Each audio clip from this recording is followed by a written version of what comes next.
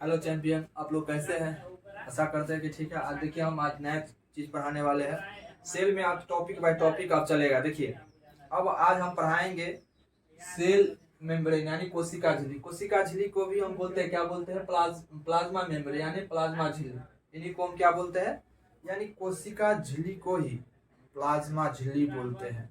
यानी ये आज टॉपिक है। आज प्लाज्मा झिल्ली के बारे में पढ़ेंगे यानी कोशिका झिल्ली के बारे में पढ़ेंगे। देखिए कोशिका झिल्ली क्या होता है, कोशिका झिल्ली किसे कहते हैं, कोशिका झिल्ली में माने कौन सा मॉडल लगाया है, कौन विद्वान माने कौन सा मॉडल, मैजिक मॉडल किसने दिया, इस सब के बारे में हम आज चर्चा करेंगे। देखिए आज हम क्या करते हैं कि कोशिका झिल्ली, प्रत्येक कोशिका जिस झिल्ली से घिरा होता है यानी प्रत्येक कोशिका एक झिल्ली से घिरा रहता है।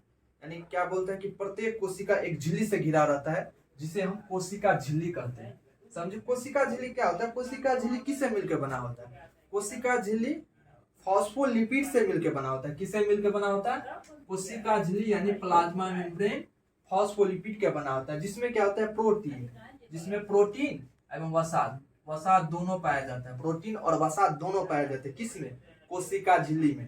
अब देखिए कोशिका झिल्ली यानी प्लाज्मा झिल्ली अर्धपरागमय झिल्ली होती है। अर्धपरागमय का मतलब क्या होता है कि यह अर्थात यह झिल्ली कोशिका के अंदर, कोशिका के अंदर पाए जाते हैं। कोशिका के अंदर उपयोगी पदार्थ को, जो उपयोग में रहता है यानी कोशिका को जो चाहिए, जो उनको चाहिए वो उसको आने देता है। क्या करता है?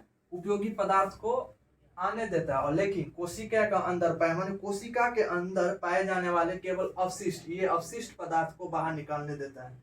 और प्रागमय झिल्ली क्या है कि कोशिका को जो चाहिए उसे आने देता है और कोशिका के जो अंदर अवशिष्ट पदार्थ होते हैं उसको बाहर निकालने के काम करता है। चलिए देखिए प्लाज्मा झिल्ली के अंदर इलेक्ट्रॉन का प्रवाह प्रासरण एवं विसरण विधि द्वारा नियंत्रित, माने प्लाज्मा झिल्ली को नियंत्रण करने के लिए किसके द्वारा होता है? ऑस्मोसिस माने डिफ्रेक्शन ऑफ ऑस्मोसिस के बारे में आप लोग आगे क्लास में पढ़ेंगे। इसी में आगे क्लास यानी कहने का तात्पर्य है कि आप 11th में जब जाएंगे तब इसके बारे में प्रासरण एवं विसरण की विधि के द्वारा इसमें भी आपको हल्का सा हिंट मिलेगा, बट आपको 11th क्लास में सबसे ज्यादा इनका चर्चा होगी।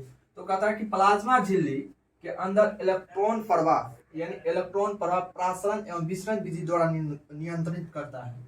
चलिए देखिए प्लाज्मा झिल्ली के संबंध में, प्लाज्मा झिल्ली के संबंध में एक दो वैज्ञानिक ने उन्होंने बोले हैं कि प्लाज्मा झिल्ली फूड मोजेक मॉडल है। क्या है? फूड मोजेक मॉडल है। इन्होंने कब दिया?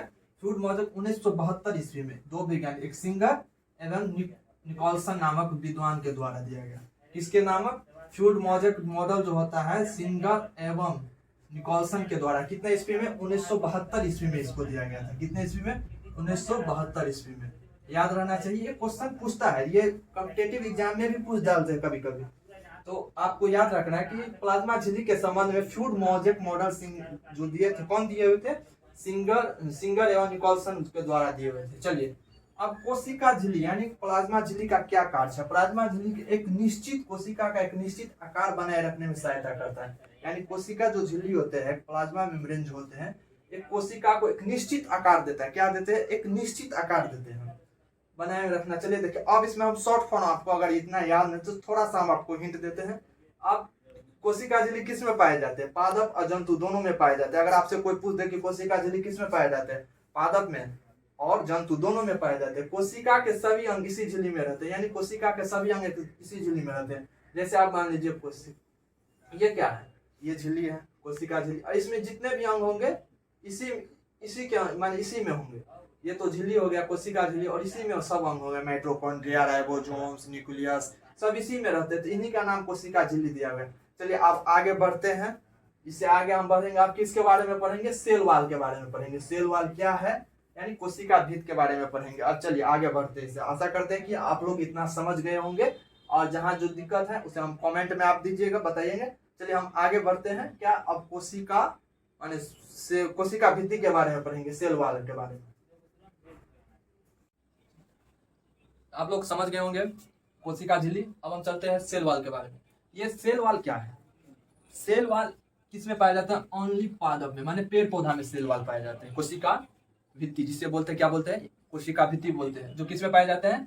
केवल पेड़ पौधा में पाए जाते हैं। कोशिका भित्ति का क्या काम है, वो सुरक्षा आकार प्रदान करते हैं, यानी सुरक्षा आकार प्रदान करता है। क्या काम करता है, सुरक्षा आकार प्रदान करता है। देखिए कोशिका भी कई परतों में माने बांटे हुए हैं, प्राथमिक, द्वितीय और तृतीय। आप चलते हैं प्राथमिक के बारे में हम जानेंगे। फर्स्ट क्या है, प्राथमिक के बारे में हम जानते हैं। फर्स्ट क्या है प्राथमिक कोशिका भित्ति, ये क्या होते हैं। देखिए ये क्या होते हैं, ये मुख्य रूप से सेल्यूलोज की बनी होती है। ये क्या होते हैं, मुख्य रूप से सेल्यूलोज की बनी होती है। अगर आपसे अगर सिंपल भाषा में अगर बोल दे या कुछ भी अगर आपके क्वेश्चन अगर आ जाए कि कोशिका भित्ति किससे बनी होती है, अगर प्राथमिक द्वितीय कुछ नहीं तो सिर्फ आपको लगाना क्या है, सेल्यूलोज में, सेल्यूलोज की बनी होती है। तो प्राथमिक कोशिका भित्ति किससे मिलकर बनी होती है, सेल्यूलोज की बनी होती है। किंतु इसमें लगता है किंतु बहुत से कवक, यानी किंतु बहुत कवक किससे, काइटिन से, काइटिन की बनी होती है। कवक किससे, काइटिन की बनी होती है।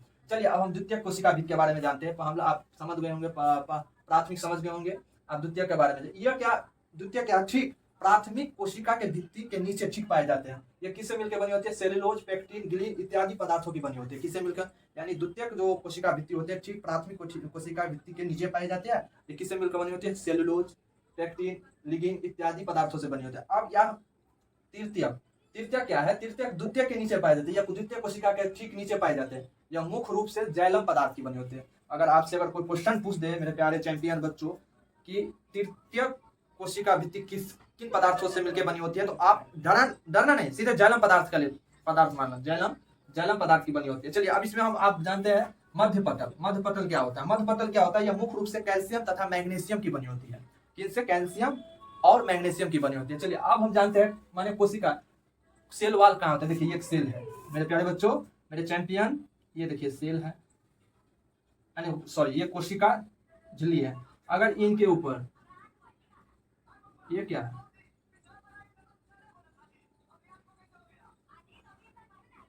इन्हीं को बोलते हैं सेल वाल, यानी कोशिका भित्ति। हमारे शरीर में जीव जंतु में वो अपना सुरक्षा तो कर लेते हैं कपड़ा से। ये कपड़ा किससे मिलता है, सॉरी सेल्यूलोज की बनी होती है। मगर बेचारा पेड़ पौधे उनको तो आवश्यकता है किससे, ये दोहरी झिल्ली, यानी दोहरी झिल्ली की बनी होती है। सेल वाल किससे, पेड़ पौधा किससे, दोहरी झिल्ली के लिए। आप दुकान पे जाते होंगे तो आप देखे होंगे कि ज्यादा सामान अगर दे दिया तो उसमें एक थैला ले लीजिए, उसमें हल्दी अनेक जो भी वगैरह जो भी है, कुछ माने सब्जी खरीदने के जाते हैं, आलू परवल अगर उसी में दे दे तो फटने की ज्यादा चांस रहता है। उसमें क्या करता है, एक और झिल्ली, एक पोलोथीन और लगा देते हैं, तो क्या वो दोहरी झिल्ली लगा देते हैं। ठीक उसी प्रकार पादप कोशिका में दोहरी झिल्ली पाए जाते हैं।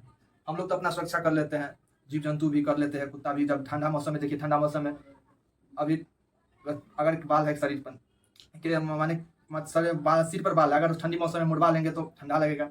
ठीक उसी प्रकार बेचारे ये तो जीव जंतु तो अपना सुरक्षा कर लेते हैं, बेचारे पेड़ पौधे के फंस जाते हैं, कहीं पे जाते रहते हैं, बात करते रहते हैं, उसे लतियाते रहते हैं।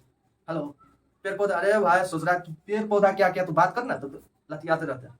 ठीक उसी तरह से जाते हैं, कहीं नहीं देखा तो नेता पेड़ पौधा में फंस दिया ससुराल में, तो वो भी तो उसमें क्या कहते हैं, डबल झिल्ली माने दोहरी झिल्ली का आवरण करती है। आप देखिए इन्हीं के बारे में इतना समझाएं, आगे क्लास में आप लोगों को समझाएंगे। इससे हर एक टॉपिक आपको सिर्फ आप समझने का प्रयास कीजिए, और आगे बढ़ते हुए हम लोग चलेंगे चैंपियन बायोलॉजी क्लास में, और आप लोग को सिर्फ चैंपियन बनना है और हर एक बात को आप समझना। हम आशा करते हैं कि आप लोग ये समझ गए होंगे। चलिए ठीक है, इतना। इसमें कोई दिक्कत हो तो आप कमेंट करके हमें बताइएगा कि सर यहाँ पे नहीं समझे, और समझा दीजिए, हम फिर आपको समझाएंगे। चलिए एक बार हम रिवीजन कर लेते हैं, तो थोड़ा शॉर्ट में कोशिका माने कोशिका झिल्ली के समझ गए होंगे। सेल वाल कोशिका भित्ति के ओनली पादप में पाए जाते हैं। अगर पूछ देता पादप में, अगर आपसे बोलेंगे कि कोशिका भित्ति किस में पाए जाते हैं, जंतु में पाए जाते हैं, जी नहीं, पादप में पाए जाते हैं। और कोशिका झिल्ली जंतु में, पादप दोनों में पाए जाते हैं। ठीक है, आप इतना ही रहने दीजिए, अगले क्लास में आपको आगे टॉपिक रहेंगे। जितना जल्दी हो आप लोग से रिक्वेस्ट करते हैं, लाइक कीजिएगा, शेयर कीजिएगा, सब्सक्राइब कीजिएगा, और समझने की कोशिश कीजिए, सबको समझने। और जहाँ दिक्कत हो, किसी भी वीडियो, किसी भी लेक्चर में अगर आपको दिक्कत हो तो आप कमेंट करके बता दीजिएगा। चलिए ठीक है, इतना ही करने के लिए जय हिंद, जय भारत, ऑल द बेस्ट।